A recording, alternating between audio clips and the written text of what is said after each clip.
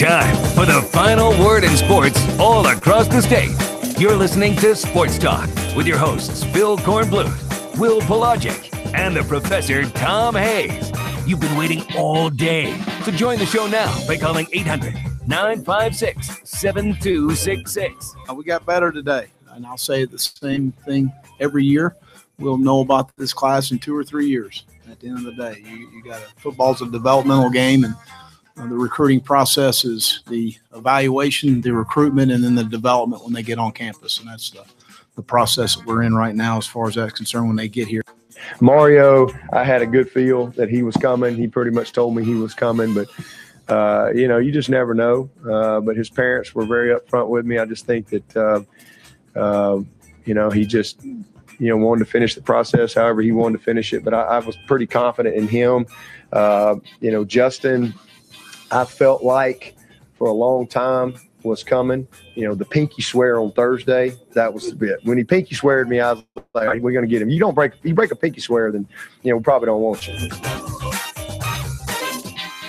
The old pinky swear gets it done for Clemson and Justin Ross. It wouldn't be a signing day if Clemson didn't make some sort of big news nationally, and getting Justin Ross out of Alabama was just that. But, getting Mario Goodrich to start the day out of Missouri was pretty big, too. 2 very highly recruited players. So Clemson has 6 number 1 ranked players from their respective states in the class here for 2018.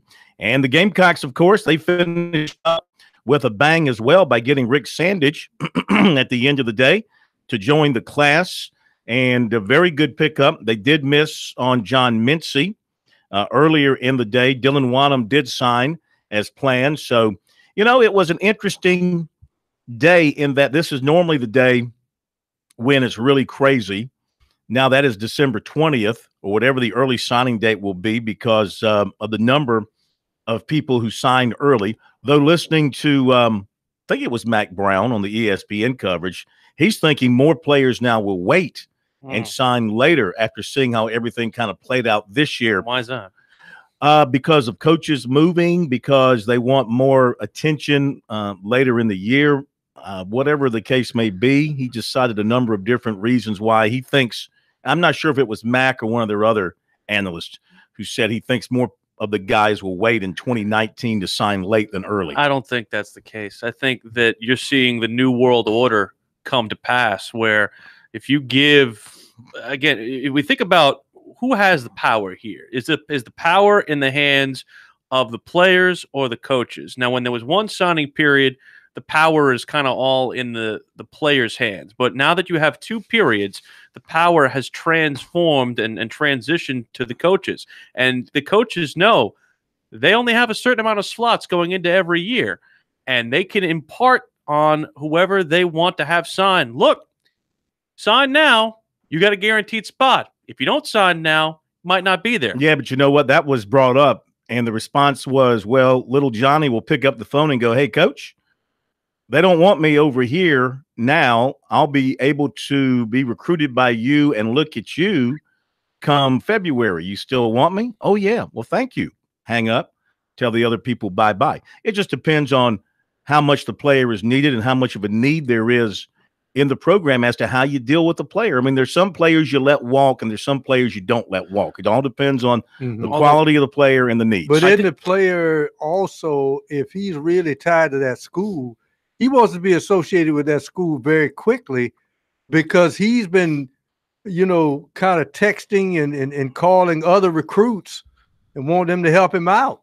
And the other part of this, the timetable that will now go forward for the junior class, having consumed one full signing period now with this new formula will be very interesting. And one thing that Dabo Swinney made very, very clear is that they're not going to change anything they do in terms of bringing in official visitors in the spring. They're not going to do that as far as bringing in juniors into the spring. They're still going to have their unofficials like they've had in the past with their junior days, but they don't want to necessarily bring officials in the spring, which I found very, very curious. And South Carolina will. In fact, there's some players already lining up April official visits to USC. I can't wait for that. I'm telling you, I'm just all over having official visits Well, don't worry. to worry about. Only in one of the two in the state is going to do it. So, well, wait a minute. And the one thing too that was funny about what well, Dabo any said. school can do it now. 100%, but All schools can do it. Dabo if said they they so weren't. choose. Dabo said they weren't going to.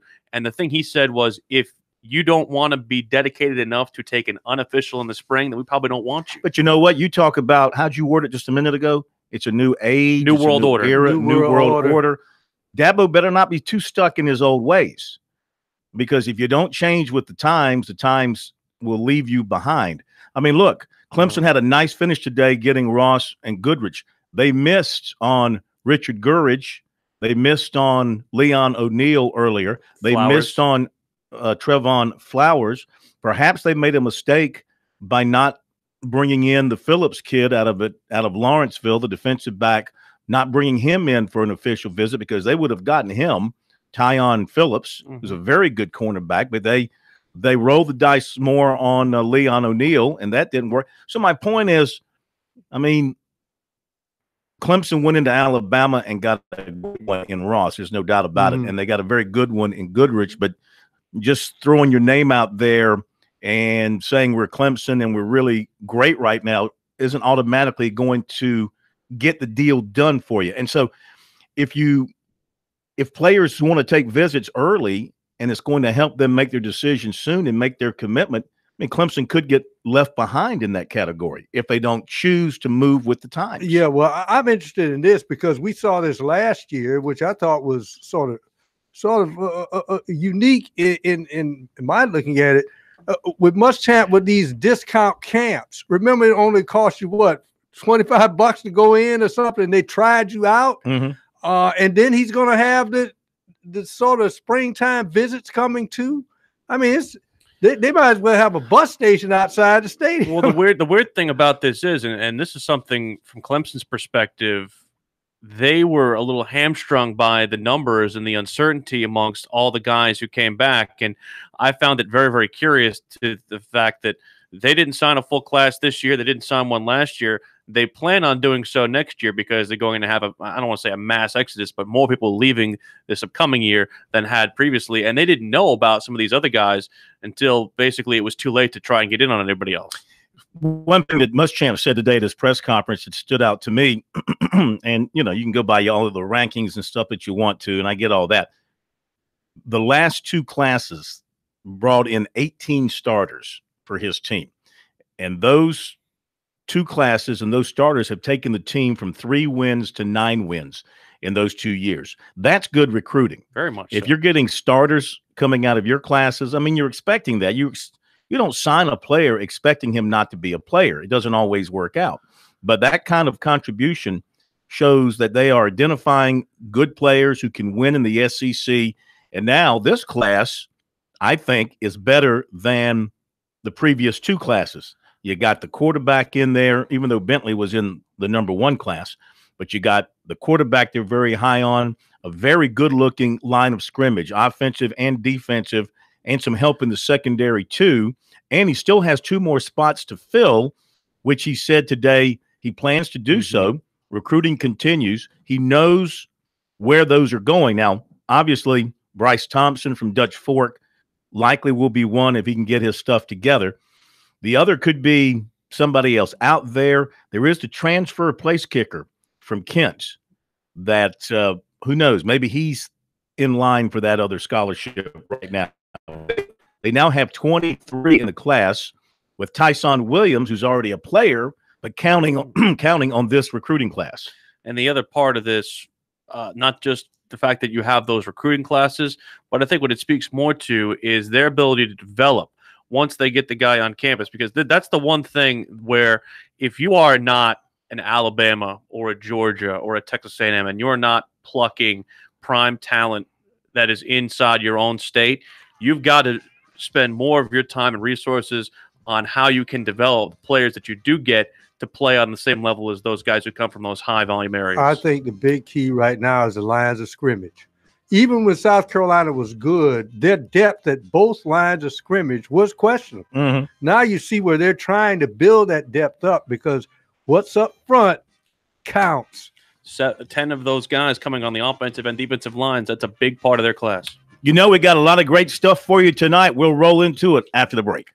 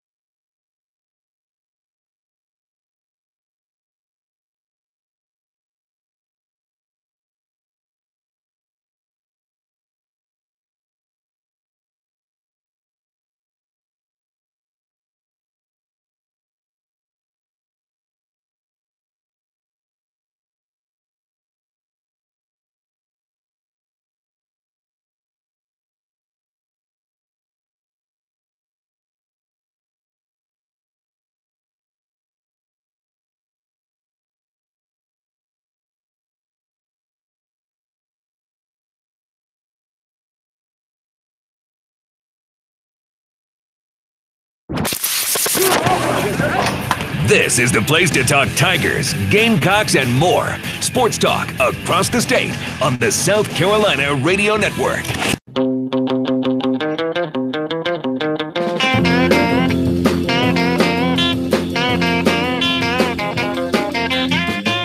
All right, we'll give you the recruiting news coming up in just a little bit. Obviously, on this National Signing Day, a lot of stuff going on nationally. Georgia had a very big day. Florida finished up pretty well. Ohio State landed a big offensive tackle down in Florida. Kind of makes up for them the loss of Jackson Carman. So they did okay. And, of course, here in state, just to recap, South Carolina and Clemson's day, it started early at 8:30. With Wanham sending in his signed letter of intent to South Carolina. So they got him in, Dylan Wanham. And then Mario Goodrich, defensive back out in Missouri, committed to Clemson over LSU and Georgia. Went on through the day, and John Mincy ended up signing with Tennessee over USC. That was the only one I missed of the four between South Carolina and Clemson. I got the other three right. I nailed Goodrich, I nailed Ross, I nailed Sandage. Not that I'm blowing my own horn, but, you know, when I make a prediction, I call them a corn call. I don't know if you noticed that in the story. I did notice that. I find that completely corny. The corn call, see, and I use, like I said last night, my predictions are with granite balls, not crystal balls. So when you make one, I don't think it's right. You make a prediction, say, like 2 days or a day before signing day, like I did. But then come signing day, all of a sudden you go and change your prediction. You know, like 5 minutes before the guy makes a decision. What if you get or an hour before he makes a decision? What if you get That's not a quality prediction. What if you get different information? That's not a quality prediction. Then don't make a prediction. I reserve the right to change my mind if I get different information. No. That's not how a prediction works. I think that's how a prediction works. You want to be right. I mean, I could have changed my prediction on Mincy, 15 minutes before I found out that he was going to go to Tennessee. But no, I stuck to it. Said that. No, I'm not doing that. That's not fair. I think it's not how the prediction game works. I think the prediction game is you want to be accurate. Well, that's why you make a prediction based on your knowledge at that time. If you're not ready to make a prediction, then you don't make the prediction. I made a prediction at the time, and I felt confident that Mincy was going to be a Gamecock. Well, you know how the last person who tried to set a battlefield and ended up doomed from the beginning was General Custer. I think that's how that works. So you know how it ended for him. He got surrounded. You know how that ended for him. My point is, how can you predict on a teenager? Well, even this morning, talking to my coaching source down there, first thing this morning, 7:30, 8 o'clock, and he was still 50-50. So at that point, I guess he had to make a decision, and he just sat down and decided that Tennessee was where he was going to go. But anyway, moving forward from there, Clemson got the Ross commitments. They missed on, and we knew they weren't getting Surtain out of Florida. Knew that wasn't going to happen. Then they get the commitment from Ross, which was big for Clemson. And then South Carolina gets the commitment from Sandage, which was very big for them. And then Richard Gurridge committed to or stayed with his commitment to Florida and signed with Florida, the last guy that Clemson was waiting on. A couple of other interesting items in state. Jalen Moody from Conway signed with Alabama. Dax Holyfield, of course, Clemson was thinking they were in the mix with him, but as it turned out, they weren't. He ended up signing with Virginia Tech. And they put out a video of Dax today, soon after his signing. And what was he doing?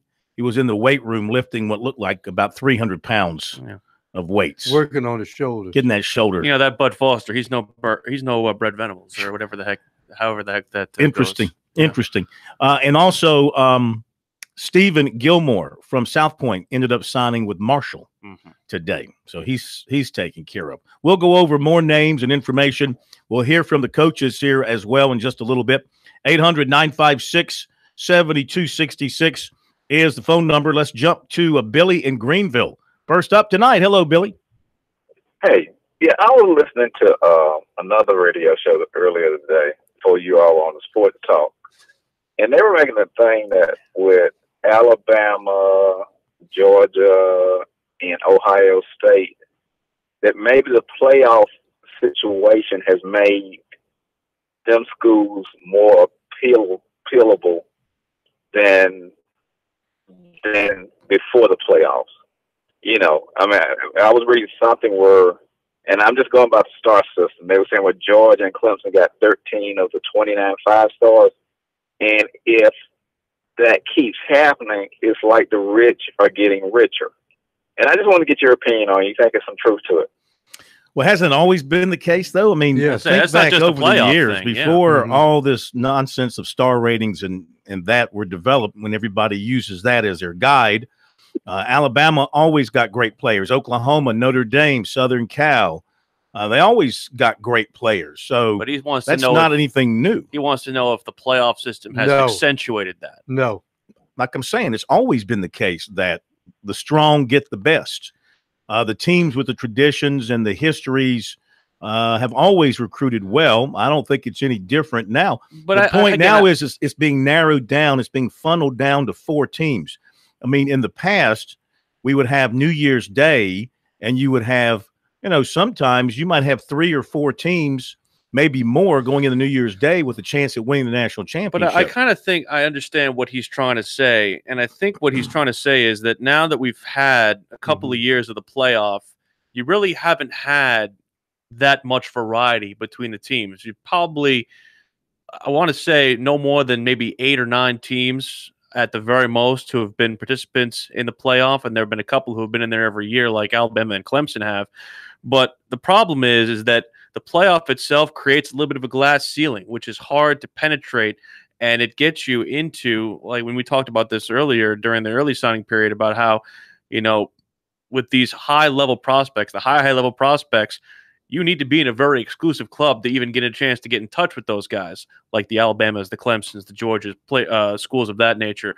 And I don't know if the playoff necessarily is doing anything to help that or perpetuate that, but I know that it is becoming increasingly harder, regardless of what the factor is, to get in that level and get in a player who is someone who's going to be recruited by an Alabama or Clemson, which makes what happened by Clemson today, going in and getting Justin Ross, something that never happens. Number 1 player in the state of Alabama is not going to play for the Crimson Tide or the Auburn Tigers. But it also proves that those teams don't always win the big prize.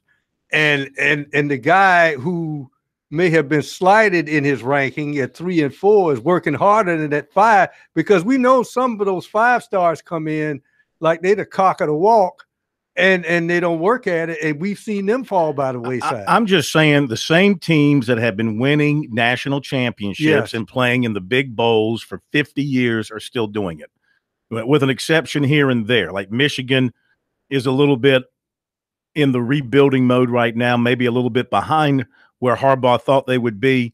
You know, that would be a team that you would say is a traditional national championship winner, a team that was almost always playing in the big games back when you had multiple big games on New Year's Day. The same programs are still there. So they've always attracted the best talent. I don't think it's any different now. Now we're just focusing on 4 teams, and then we just focus on 2 teams for a championship. Used to be on New Year's Day, it could, like I said, it could be as many as 6 teams or 8 teams involved in games that were going to impact the national championship decision made by the panelists at that time. And then, of course, there's those schools who have those flashes, like at Oregon. Right. And then a 1-year wonder. Then schools are well, they were several-year wonder. Yeah. And the several-year wonder now is TCU. True. Because they have a system. Boise had a system where, you know, they waltzed into the Georgia Dome and just mopped the floor with Georgia that year. I hear what you're saying. I mean, you know, when you're a playoff team, that's just another selling point to the recruit. And it's like, hey, man, we're in the playoffs. Come help us stay in the playoffs. We're playing for the championship almost every year. Now you got teams on the outside saying, hey, come to us, come help us win a championship. But, you know, it starts at quarterback now. You have to have a championship level quarterback. What got Clemson there, overall good recruiting, but they hit on a big-time quarterback, and they think they've got the next one waiting in Trevor Lawrence. South Carolina is hoping that Jake Bentley is that same kind of quarterback, and time will tell this coming season.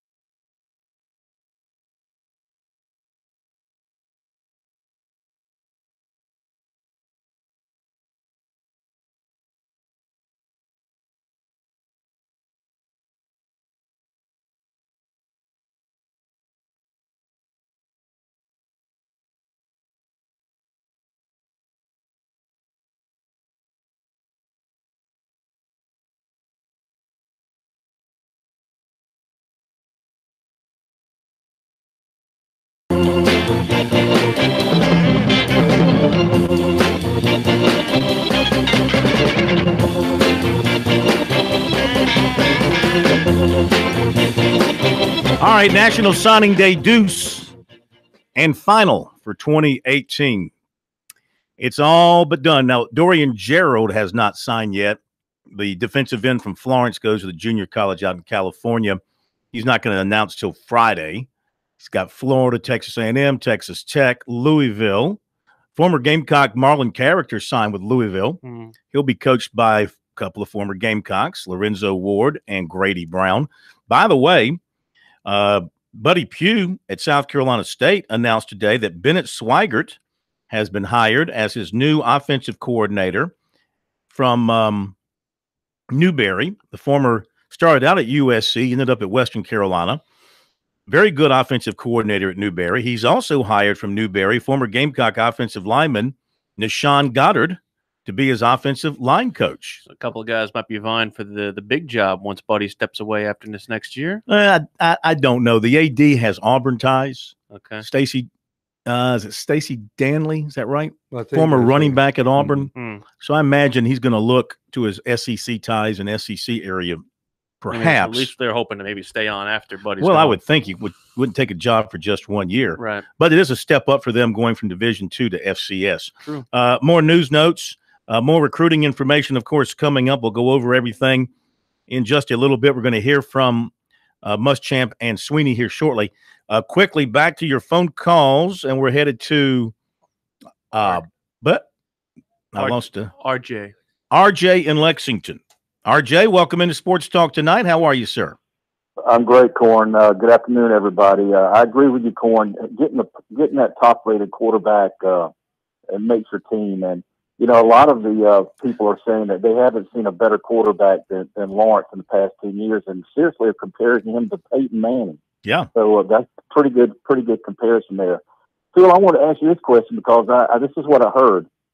Of the 22 signees that Carolina signed, Clemson only offered 2 of those guys, and one of them was J.C. Horn. One of them was the quarterback they got, and of course they wanted him to play defensive back.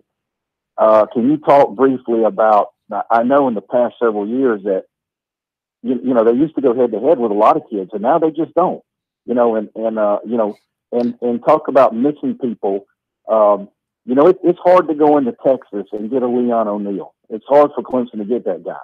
But the fact of it is they're actually trying now. You know, to go into Ohio State and get the tackle Carmen. You know, Ohio State missed out on him. Alabama missed out on Ross.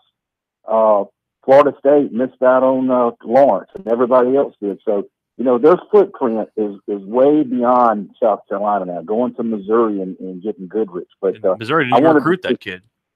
Yeah, I wanted you to actually go in, Phil, to talk about the difference of recruiting now and how we really don't cross paths anymore between Clemson and Carolina. All right, thanks. And again, Phil, happy national end of it. Signing day, Phil. Happy national Absolutely. end of it, at least for a day. Thank you. Actually, my contact at West High School, Lee's Summit West, Yes, told me there was no way he would go to Missouri. of course. Yeah. Of course. Is that a typical mindset of Missouri football players? They don't want to go to Mizzou? The last staff had very entrenched Kansas City and St. Louis ties. A lot of that went away when Gary Pinkel retired. They're having to build themselves back up. They like to focus a lot more of their efforts in the St. Louis area now. The previous staff was very big, not only in Kansas City, but like the suburban areas like Raymore Peculiar is a big high school there. And that area, they were very, very big in Kansas City. This staff has focused more on St. Louis because of the fact that they think that they're able to at least get more of the southern footprint that way. All right, let me address the question about South Carolina Clemson head-to-head. First of all, this particular year, there were not a lot of players in state. Keep in mind, we had 4 big-timers leave the state to go to other schools. So that kind of diminished the number of players in state that you would go head-to-head on. But anyway, to answer your question more directly, Clemson certainly recruits right now at a more national level than South Carolina. USC is still more of a regionally recruiting operation. South Carolina, North Carolina, and Georgia, Muschamp has made it his mission to recruit the state of South Carolina as hard as he can. in the hopes that the state will produce a high number of players and a high level of player, and he can get them to come to South Carolina and build. One of their themes is South Carolina made, and he likes to recruit the state of South Carolina first and foremost. When there are players in the state, of course, Clemson does as well. But Clemson has, because of their success in this current system of the postseason with the playoffs and 3 straight appearances, certainly that gives them great appeal. Not to mention excellent recruiters on the staff, beginning with the head coach, and fantastic facilities that when a player and his family come in to visit Clemson for the first time, and they're given the red carpet treatment, if you really, really wanted, it could be a mind-blowing experience for a family and for a player. And relationship building, they are very, very good at that. As South Carolina continues to get better under Muschamp, and I have no doubt that they will, going from the 3 to 6 to 9 wins now, and once they start winning some championships, perhaps, and in all likelihood, their footprint will expand, and they too will go into other regions. But and at that point, we'll see how they match up head to head. But yeah, certainly Clemson has the upper hand for the most part when it comes to the two of them knocking heads over a similar, highly regarded player. Clemson has had, for the most part, the most success. But you pointed to it earlier with the success rate they've had. That's above the norm, getting that many starters in a short amount of time that Muschamp has been here. And remember, Muschamp has always said that Charlotte and surrounding areas he considers part of South Carolina. So that's one of the things he's trying to get, a footprint really in North Carolina as well, a bigger footprint. I don't want to rustle the natives up. Last time we had this discussion, making the Walmart Whole Foods comparison like I did last time, but I will say this: Clemson knows how to sell themselves. I'm not saying that South Carolina doesn't. It's just that what Clemson is selling is right now on a different level than what South Carolina is selling, and that gives them the ability to get into a higher level player's room, whereas South Carolina is not on that level yet.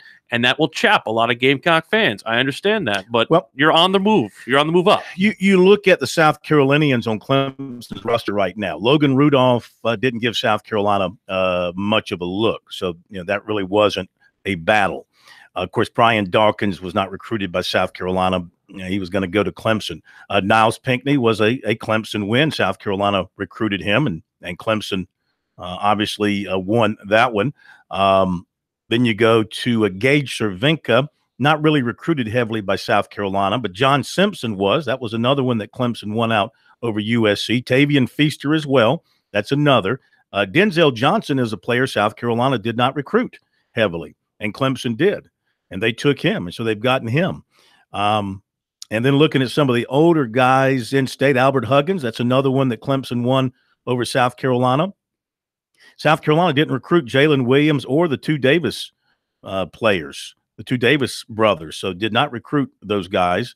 Kelly Bryant, C.J. Fuller, I don't think South Carolina, as my memory serves me, I don't think they were in the mix very much with either one of those, both in terms of trying to recruit them or their level of interest wasn't that great. Logan Rudolph, Rock Hill.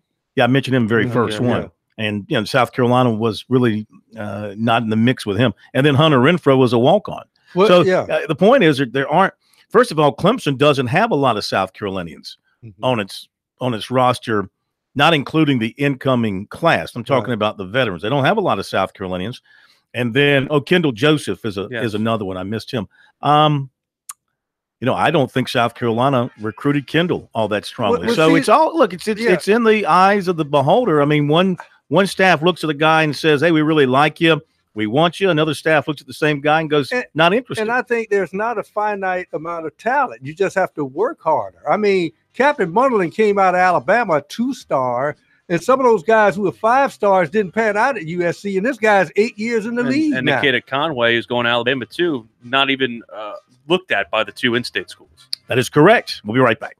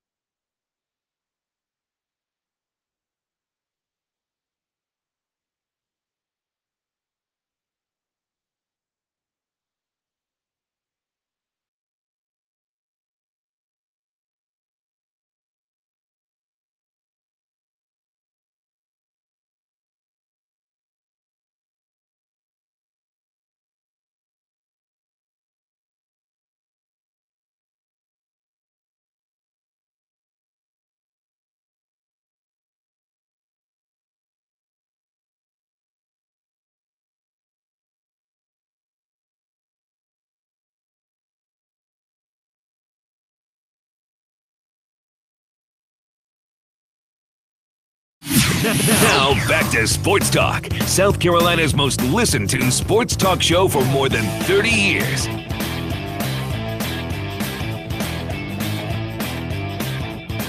Coming up, we're going to hear from the head coaches, Muschamp and Sweeney, here on Sports Talk. I see where Sweeney's middle son is joining the program. Yes. As a walk-on receiver. Yes. I think he should be a snapper. Of course, his brother is the holder. Have Sweeney to Sweeney. And then you got to teach one of them to kick. And then the younger kid, when he graduates, make him the kicker. Yeah. So make it all Sweeney all the time there. Let's hit up the phones again. Charlie and Conway, welcome into Sports Talk. How are you? Hey, Phil, I had a couple points I wanted to kind of go over with you. I didn't want to take a lot of your time, but this new early signing period, of course, it made today a little bit more anticlimactic. One thing I think you might start to see is some of these kids who pretty much know where they want to go, they will start using this date to announce where they're going. What do you think about that?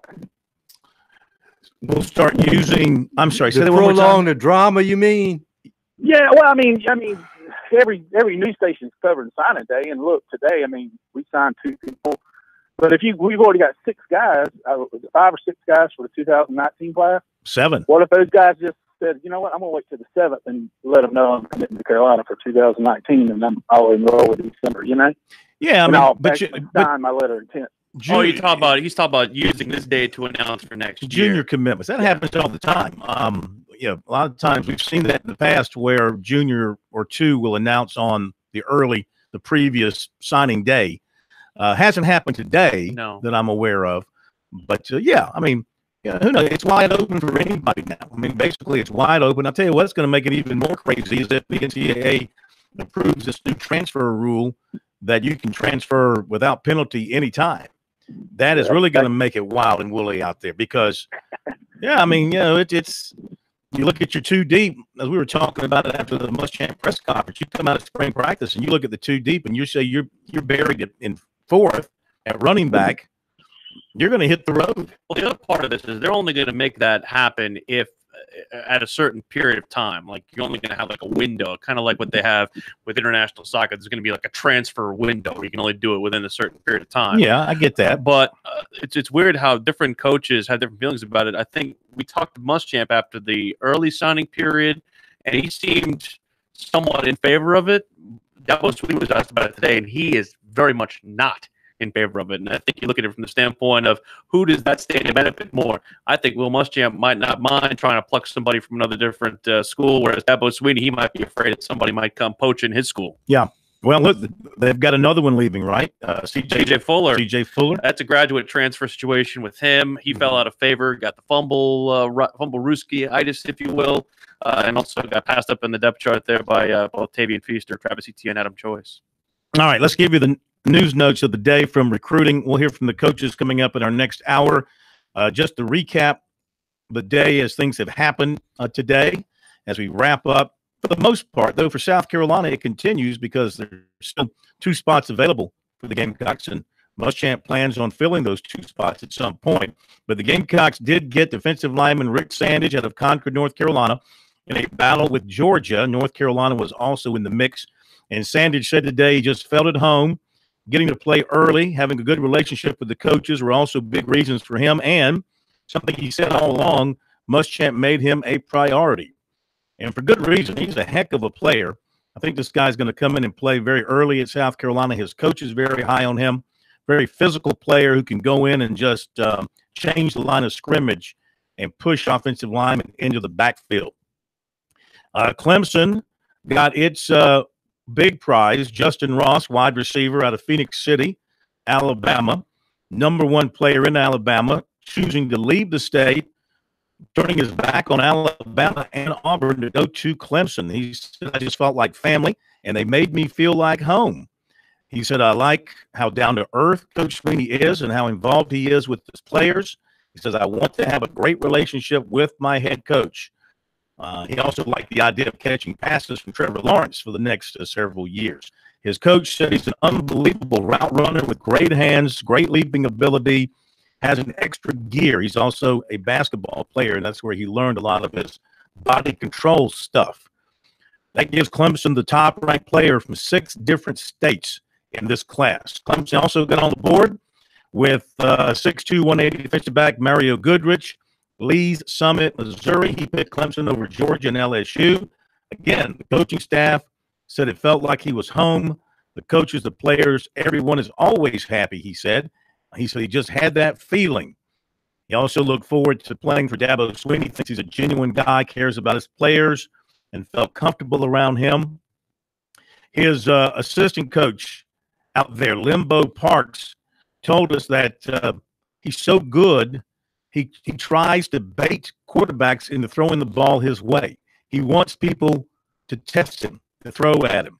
And he says when he picks it off, it's a whole different speed for him. And he's good size, 6'2", 180. And one thing we're seeing now, clubs recruiting these bigger corners, these taller corners. For example, Muschamp said today, Israel Mukwamu, he didn't pronounce the last name that way. He really butchered the last name. But at 6'3", 6'4", he said definitely will be a corner. They are looking for these big corners. So other news, Clemson target offensive lineman Richard Gurridge of Tampa held to his commitment to Florida and signed with the Gators. Stephen Gilmore of South Point signed with Marshall. He had early offers from the likes of USC, North Carolina, Georgia, and Louisville, but opted not to commit early, and those schools moved on to other targets. Dax Holyfield ended up signing with Virginia Tech. Of course, strong flirtation with both Clemson and USC.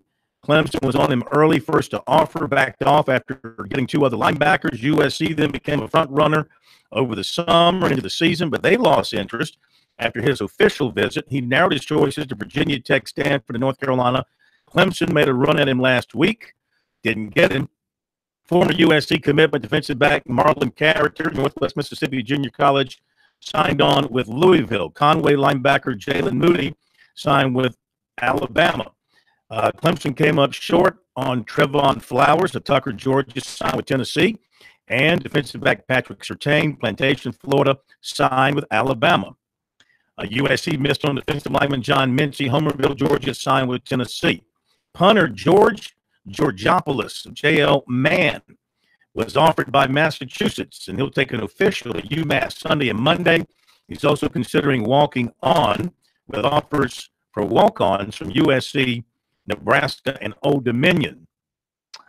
Defensive end Kadarius McDaniel, Tifton, Georgia, was offered by USC. Quarterback Ryan Helinski of Orange, California, has USC among his favorites at this point. Some others are Arizona State, Washington State, Duke, Rutgers, Utah, San Jose State, Ole Miss, Missouri, Boston College. Sadly, he's the younger brother of the quarterback at Washington State that recently committed suicide. Unfortunate. Offensive lineman Jalen Humphreys of Lawrenceville, Georgia, is down to USC, Florida, and Georgia.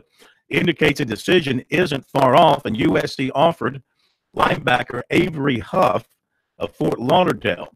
Now, around the state today, of course, the other schools were signing players and finishing up their classes, and we'll go over some of those names, time permitting, in the next hour, just of kids in state who have signed with other in-state schools. For example, Newberry, their whole class is from the state of South Carolina. It's like 20-something. That's pretty much traditional for them. Don't read all 20. Please don't read all 20. You know what? I am going to read all 20. Read all Wow. In fact, I'm going to read all 20 between now and the end of this segment. Don't read all 20. 2 boys from Latta signed. And one of them Presbyterian. One with Newberry, Michael Dodson, linebacker, and signing with Presbyterian offensive lineman Tyler, Blake Tyler, proving once again that Latta is not only the home of great education and great looks, but great athletes. Is that a fact? You can get all 3 right there in the PD. Really? So we'll give you all of these signees in our next hour. And we're going to hear from Swinney and from Muschamp coming up in our next hour. And we believe this is an SC Wild night tonight, right? Presumably. Yes. We presume. We'll be right back.